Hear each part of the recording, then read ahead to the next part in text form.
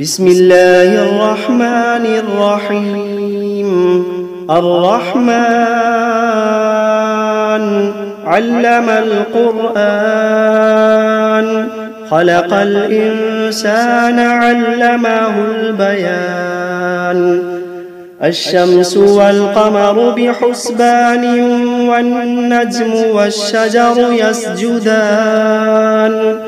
والسماء رفعها ووضع الميزان، ألا تطغوا في الميزان. وأقيموا الوزن بالقسط ولا تخسروا الميزان. والأرض وضعها للأنام، فيها فاكهة والنخل ذات الأكمام. والحب ذو العصف والريحان، فبأي آلاء ربكما تكذبان. خلق الإنسان من صلصال كالفخار، وخلق الجان من مارج من نار. فبأي آلاء ربكما تكذبان. رب المشرقين ورب المغربين، فبأي آلاء ربكما تكذبان. مرج البحرين يلتقيان، بينهما برزخ لا يبغيان. فبأي آلاء ربكما تكذبان. يخرج منهما اللؤلؤ والمرجان، فبأي آلاء ربكما تكذبان. وله الجوار المنشآت في البحر كالأعلام، فبأي آلاء ربكما تكذبان. كل من عليها فان، ويبقى وجه ربك ذو الجلال والإكرام. فبأي آلاء ربكما تكذبان. يسأله من في السماوات والأرض كل يوم هو في شأن. فبأي آلاء ربكما تكذبان. سنفرغ لكم أيها الثقلان، فبأي آلاء ربكما تكذبان. يا معشر الجن والإنس إن استطعتم أن تنفذوا من أقطار السماوات والأرض فانفذوا، لا تنفذون إلا بسلطان. فبأي آلاء ربكما تكذبان. يرسل عليكما شواظ من نار ونحاس فلا تنتصران. فبأي آلاء ربكما تكذبان. فإذا انشقت السماء فكانت وردة كالدهان. فبأي آلاء ربكما تكذبان. فيومئذ لا يسأل عن ذنبه إنس ولا جان. فبأي آلاء ربكما تكذبان. يعرف المجرمون بسيماهم، فيؤخذ بالنواصي والأقدام. فبأي آلاء ربكما تكذبان.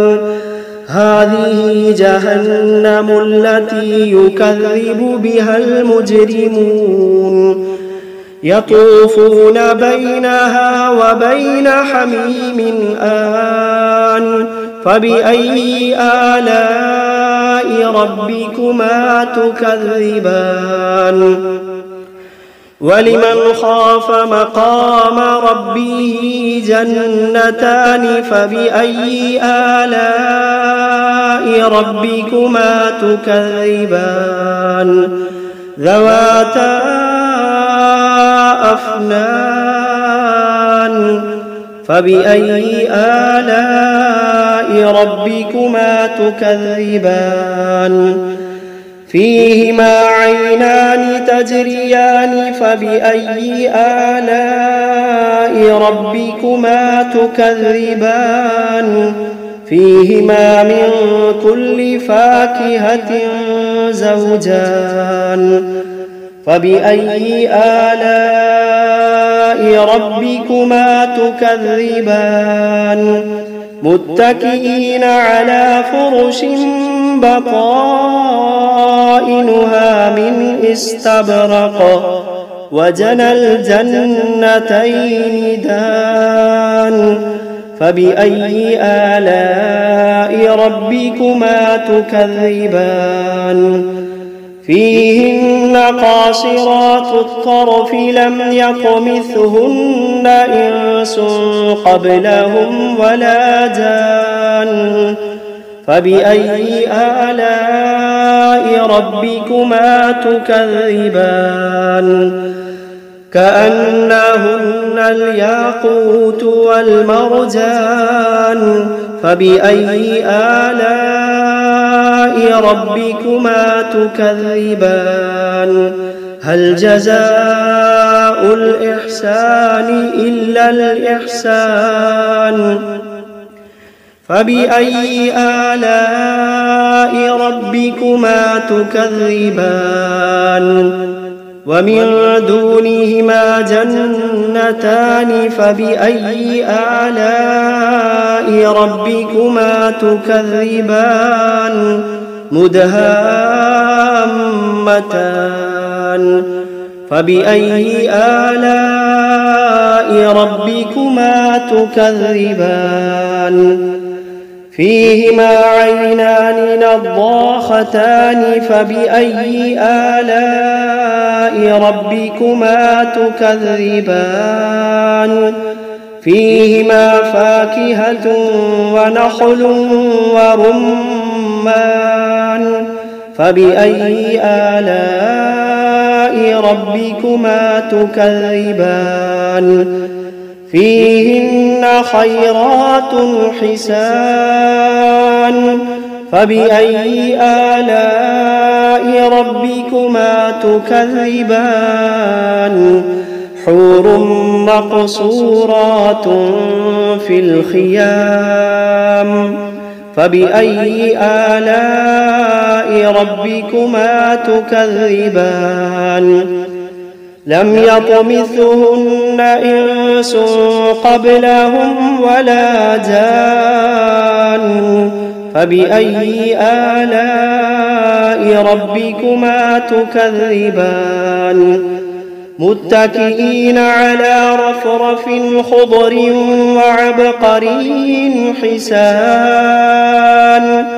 فبأي آلاء ربكما تكذبان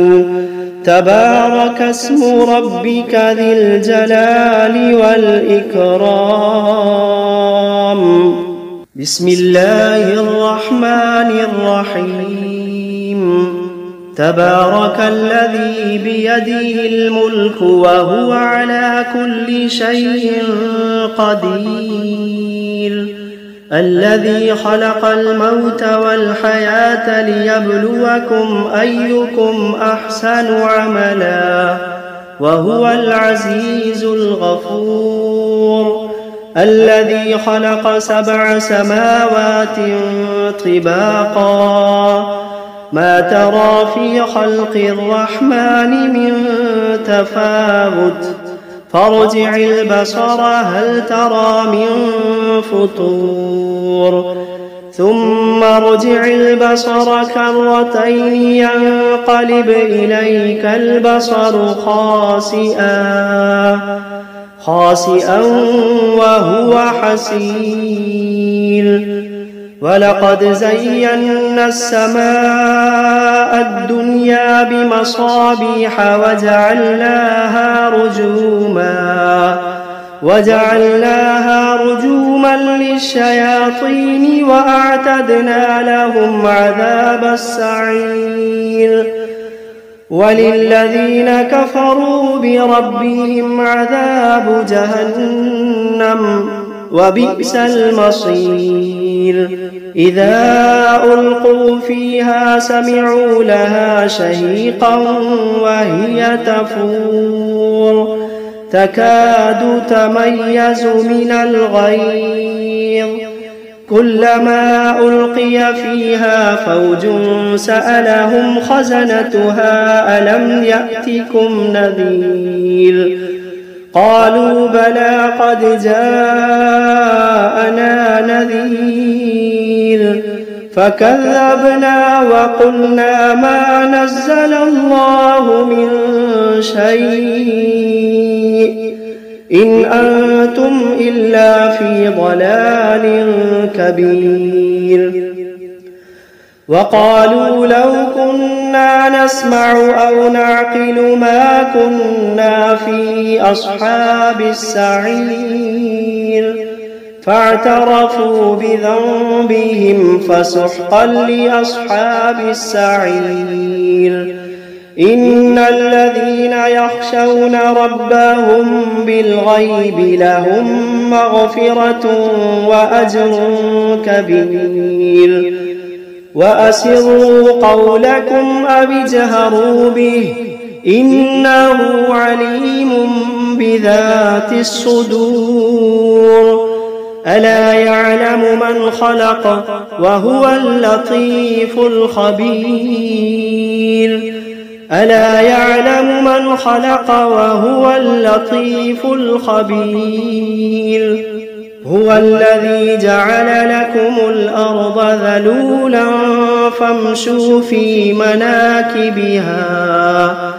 فامشوا في مناكبها وكلوا من رزقه وإليه النشور أأمنتم من في السماء أن يخسف بكم الأرض فإذا هي تمور أم أمنتم من في السماء أن يرسل عليكم حاصبا فستعلمون كيف نذير ولقد كذب الذين من قبلهم فكيف كان نكير أولم يروا إلى الطير فوقهم صافات ويقبضن ما يمسكوهن إلا الرحمن إنه بكل شيء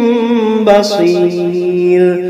أمن هذا الذي هو جند لكم ينصركم من دون الرحمن إن الكافرون إلا في غرور أمن هذا الذي يرزقكم إن أمسك رزقه بل لجوا في عتب ونفور أفمن يمشي مكبا على وجهه أهدى أمن يمشي سويا على صراط مستقيم قل هو الذي أنشأكم وجعل لكم السمع والأبصار والأفئدة قليلا ما تشكرون قل هو الذي ذرأكم في الأرض وإليه تحشرون ويقولون متى هذا الوعد إن كنتم صادقين قل إنما العلم عند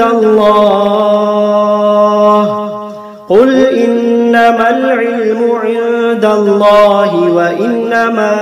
أنا نذير مبين فلما رأوه زلفة سيئت وجوه الذين كفروا وقيل هذا الذي كنتم به تدعون قل أرأيتم إن أهلكني الله ومن معي أو رحمنا فمن يجير الكافرين من عذاب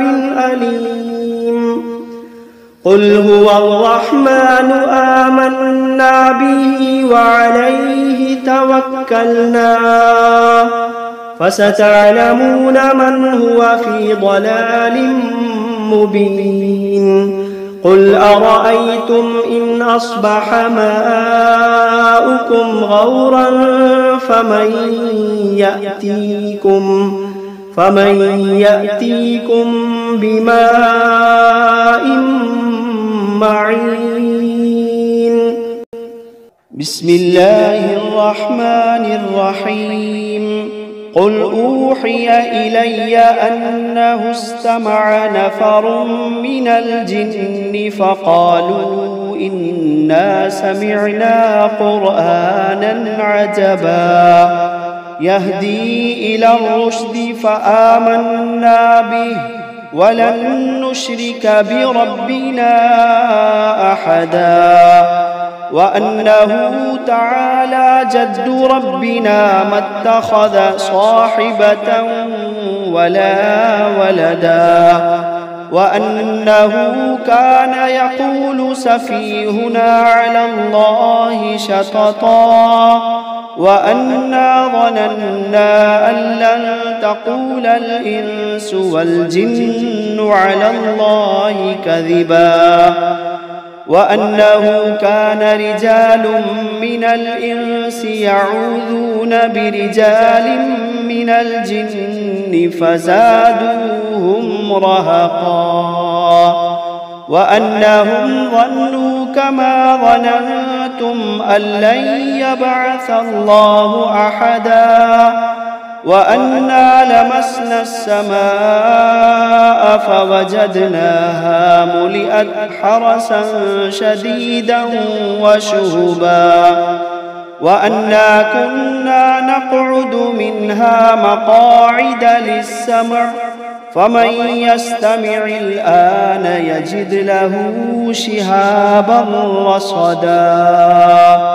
وأنا لا ندري أشر أريد بمن في الأرض أم أراد بهم ربهم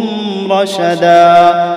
وأنا منا الصالحون ومنا دون ذلك كنا طرائق قددا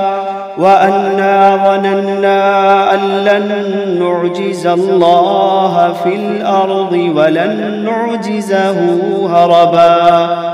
وأنا لما سمعنا الهدى آمنا به فمن يؤمن بربه فلا يخاف بخسا ولا رهقا وأنا منا المسلمون ومنا القاسطون فمن أسلم فأولئك تحروا رشدا وأما القاسطون فكانوا لجهنم حطبا وأن لو استقاموا على الطريقة لأسقيناهم ماء غدقا لنفتنهم فيه ومن يعرض عن ذكر ربه يسلكه عذابا صعدا وأن المساجد لله فلا تدعوا مع الله أحدا وأنه لما قام عبد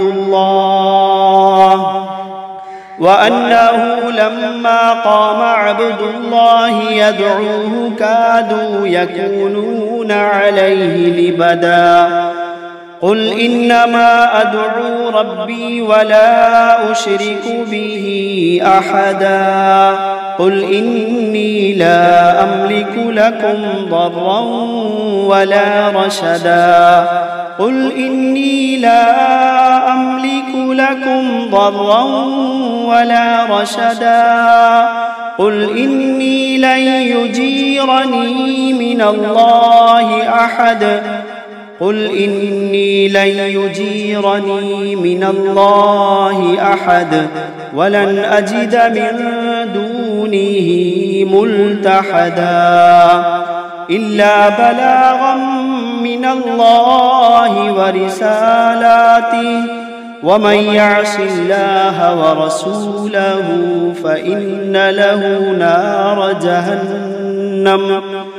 ومن يعص الله ورسوله فإن له نار جهنم خالدين فيها أبدا حتى إذا رأوا ما يوعدون فسيعلمون من أضعف ناصرا وأقل عددا قل إن أدري أقريب ما توعدون أم يجعل له ربي أمدا عالم الغيب فلا يظهر على غيبه أحدا إلا من ارتضى من رسول فإنه يسلك من بين يديه ومن خلفه رصدا ليعلم أن قد أبلغوا رسالات ربهم وأحاط بما لديهم وأحصى كل شيء عددا.